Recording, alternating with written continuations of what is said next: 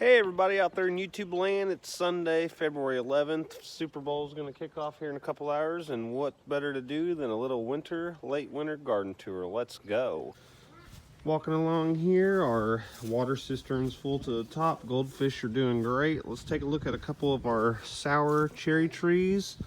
The buds are starting to swell up a little bit, looking really good.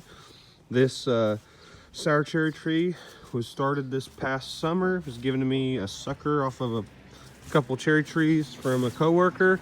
They're doing absolutely fantastic. I'm growing this one to more of an open center or modified central leader, and the other one's a standard central leader. We got a raspberry plant right here. It's still looking really good. This is just grown last year as well. Let's hop on down the rest of this fence. Everything here is just grass from our perimeter garden.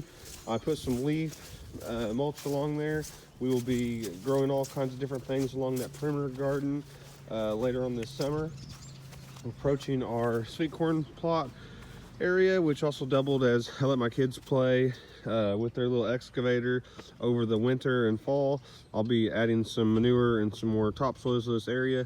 This will be our sweet corn patch.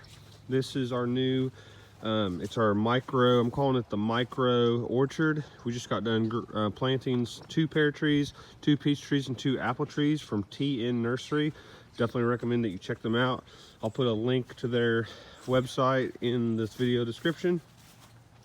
Blueberries are doing great. I've got them mulched with coffee grounds from a local coffee shop.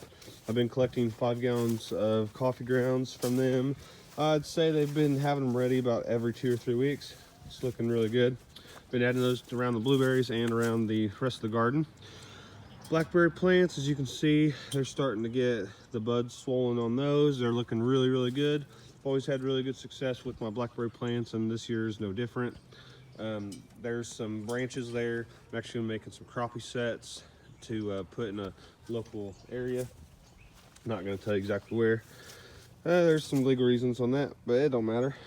Here's my other raised bed. You can see I just put some eggshells in there, like the incorporate eggshells. I've been doing that for years. I don't have any blossom end rot issues in my gardens, and I attribute that in large part that every year I put about 600 eggshells in my gardens. So we buy 2 dozen eggs a week, so 24 eggs times 52 weeks, that's easily over 1,000 eggs, and about 600 of those shells will end up in my garden plots. They'll get broke up, whatnot, and incorporate into soil, and they'll slowly add to the calcium level. I know, of course, that's not going to be an immediate fix, but since I've been growing in these beds for years and years and years, it's good enough for me. And then here's another one of our raised beds.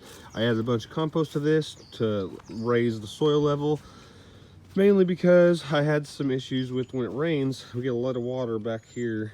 Neighbor's property drains a lot of water there, and it's flooded this out a few times. So I'm going to try to add another probably 15 cubic feet of topsoil in here. I'd like to raise that soil level another 2.5 to 3 inches. So, and then here's this is where we grow our sweet potatoes. Recently added about 6 bags of topsoil into this. I need to get another 6 to 8 bags to top that off, but that's pretty well it for this little winter garden tour. Here's some more of our perimeter fence.